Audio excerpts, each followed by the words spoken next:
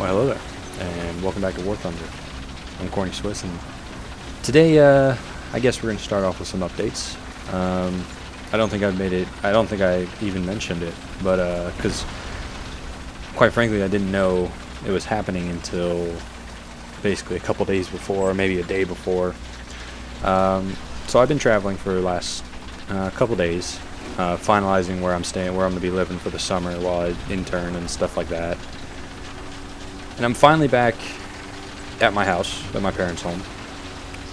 But I'm going to be traveling a little bit more until Monday morning when I'll be back here again and I'll be able to play and record videos and do things like that. But so I guess it's a retroactive and preemptive warning that for the next couple days I'm not going to be around. Phil will be holding down the fort, and I believe he's got the video schedule all worked out.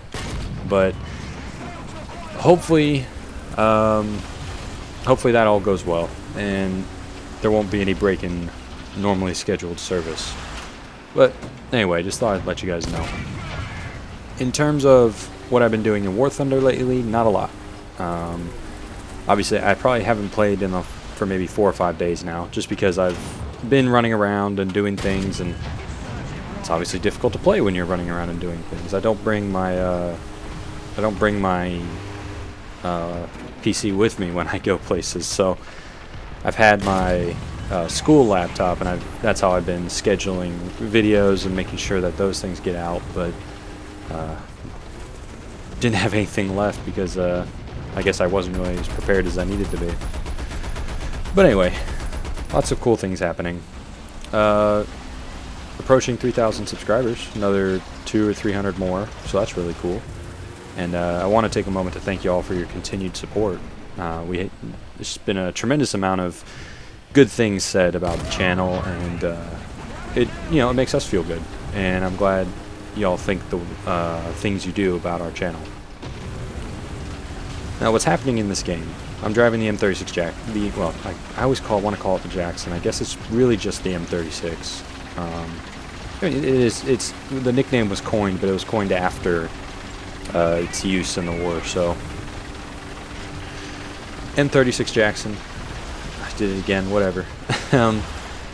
This is during the time when I was working on finalizing clips for a review, and this is a clip I had that was actually much longer than this video is going to be, because I also jump into a plane and do some flying around, play around with a biplane and also a IL-2, both of which met an untimely end at the hand of myself and another P-51.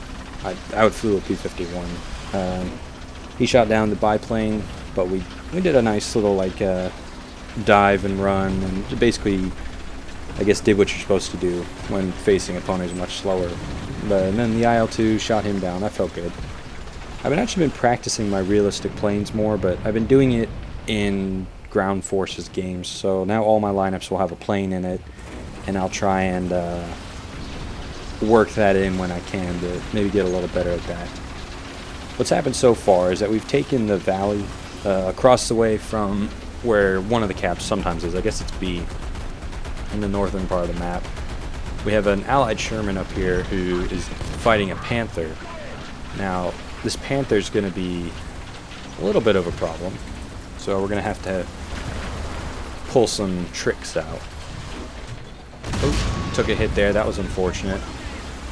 He did a number on my crew, disabled my turret drives, knocked out my gun. So I'm going to have to back up and repair. It looks like he got my vertical drive and my cannon. So I'm going to have to sit back and repair. I'm using my machine gun on him, but he puts that out real quick.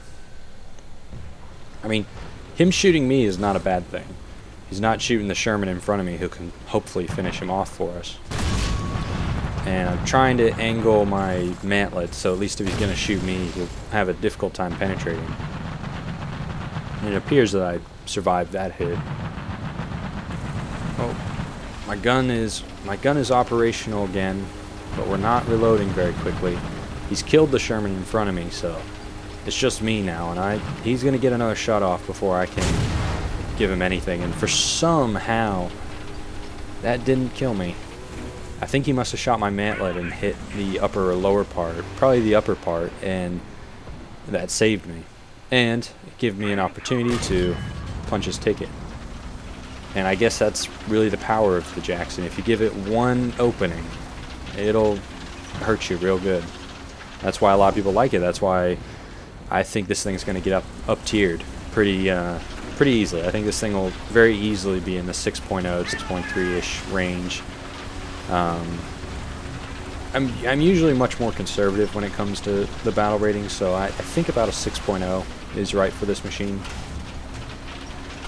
But in the past, because I went back and thought about like where I thought tanks' battle ratings would end up, and usually my estimations are on the more conservative side. It's not. I think it's uncommon for me to be outside of the ballpark, but it's not uncommon for me to be estimating lower than actuality, I guess, or what actually ends up happening. But you know, at the end of the day, I guess it really doesn't matter. Also, something else to note, I've been reading the change logs because I've been trying to keep up, because I keep hearing people saying like, oh, you know, they fixed this, and I haven't seen anything really in the change logs that would indicate that to me. So if I'm missing, because a lot of what I've seen is like client crashes fixes. There was something to do with the CDK, which obviously I'm not really using for any reason, and there were other things that were fixed, you know, important issues that were fixed, but nothing really to do with gameplay. So if anything's been changed, let me know, because I keep hearing people saying that it has been, and I haven't seen any information to. I just haven't seen anything in the changelog that indicates that, and it might just be that I missed something, which is completely reasonable. Because the way I get my information is mostly through Reddit and the client. But I haven't been on Reddit in a few days. I haven't. Well, I guess I was on Reddit because we posted a tank review there. But yeah, I generally just don't. I generally haven't been paying attention to the changelog and things. So let me know if there's something's been changed. Now, we're kind of at an interesting point in the game. We have planes above, and the enemy are sort of running out of tanks, but there's a few left. There's a few stragglers, and they're going to be a little bit tricky. Going to have to hunt them down, and my tank is heavily damaged, and likely one penetrating hit could be enough to send me to the scrap heap. But I'm trying to decide what to do, because this is an interesting part of the game where I'm not sure what to do. But what gave me the impetus to change course here is that an enemy destroyed an AI. Now, I know where all the AI are, and I know the AI that weren't dead yet were in sort of the middle of the map. So that would indicate to me he's likely in the middle map or the southern part of the map, in which case I need to be heading this way anyway. And I really don't want to be hanging out around the cap when there are planes in there. Regardless of how many of them are ours, it's just generally not a good idea. A BF-109 just shot down our P-51, so that's not good. I'm going to be coming up over here and checking out our AI positions to make sure that everything's fine, and also hopefully find a trail to where this guy is. But the thing is, when you're moving across the middle of the map with a heavily damaged tank and not much in the way of cover, it's actually quite easy for the enemy to spot you. And behind me, there's a T-34-57 that I haven't spotted, and I certainly wouldn't have spotted even if I looked, but he's going to put one into the back of my tank, and that's going to do me in. And that'll be it for this video. I'm not going to show the plane part because honestly I don't have enough time, but it wasn't that interesting.